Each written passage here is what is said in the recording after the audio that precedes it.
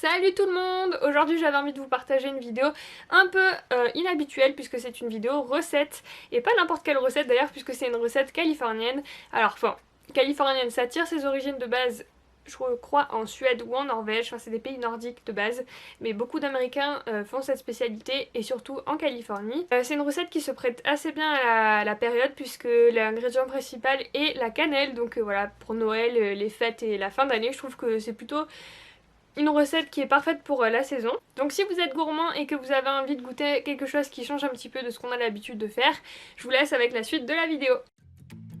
On va d'abord commencer par les différents ingrédients qu'il nous faut pour cette recette d'environ 12 cinnamon rolls.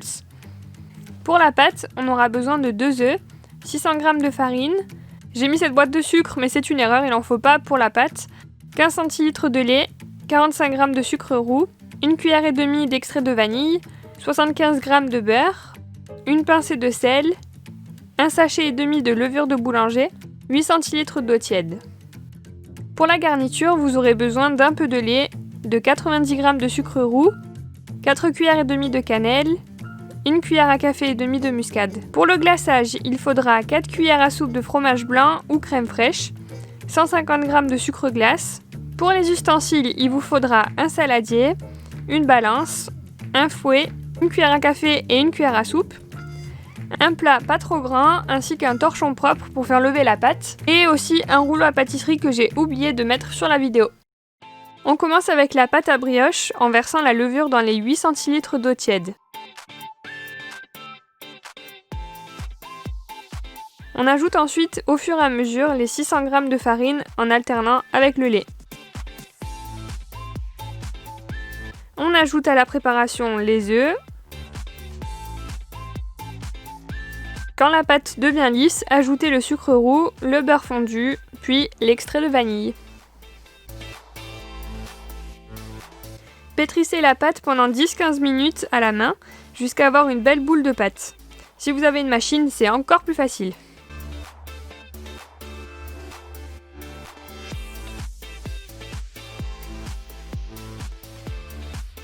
On laisse poser la pâte pendant environ 1 heure. Au coin du feu, c'est encore plus efficace. Pendant ce temps, vous pouvez préparer le plat qui servira pour la cuisson en le beurrant bien. Vous pouvez même ajouter un peu de farine pour que ça colle pas. Quand la pâte a levé, préparez votre plan de travail en le farinant. Vous pouvez alors commencer à étaler votre pâte à l'aide d'un rouleau. Essayez de former au mieux un rectangle. On prépare ensuite la garniture en mélangeant le beurre et le sucre roux ensemble, sans oublier la cannelle, la muscade et un peu de lait. Étalez ce mélange sur toute la pâte, à ce moment ça sent trop bon la cannelle.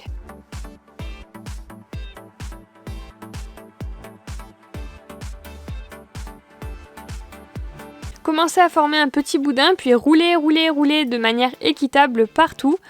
J'ai fait trop épais au milieu par rapport aux côtés, donc ça m'a donné des rolls de différentes tailles. Coupez la pâte pour que ça fasse environ 12 rouleaux, la largeur dépendra de vos préférences.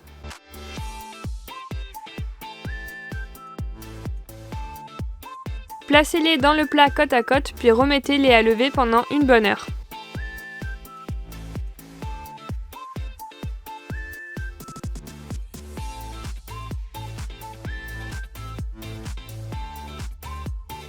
Vous pouvez ensuite les badigeonner d'un jaune d'œuf si vous avez envie pour qu'ils soient bien dorés.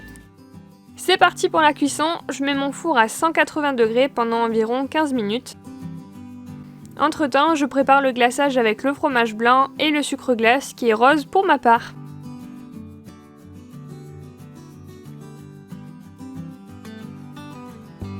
C'est cuit, vos cinnamon rolls doivent être bien dorés et gonflés.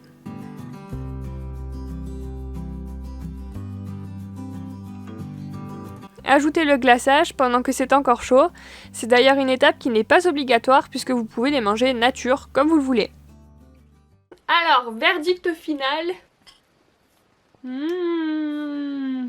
Trop bon.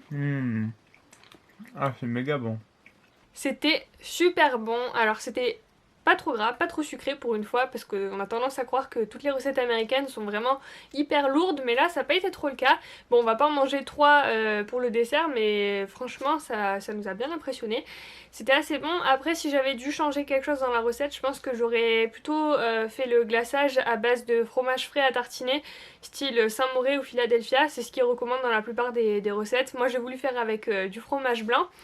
Bon, c'était pas mal, mais je pense que vaut mieux suivre la recette classique.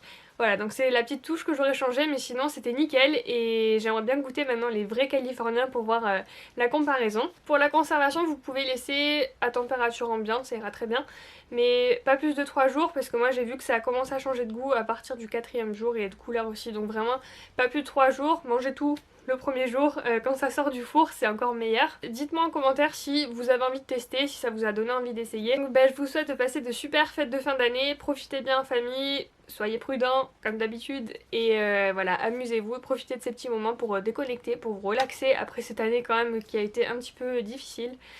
Voilà, je vous fais plein de bisous et je vous dis à bientôt pour de prochaines aventures. Petit bisou mignon ça. Mais c'est bon, j'enregistre. Je suis pas très forte en vidéo cuisine. Mon problème principal, ce sont mes cheveux.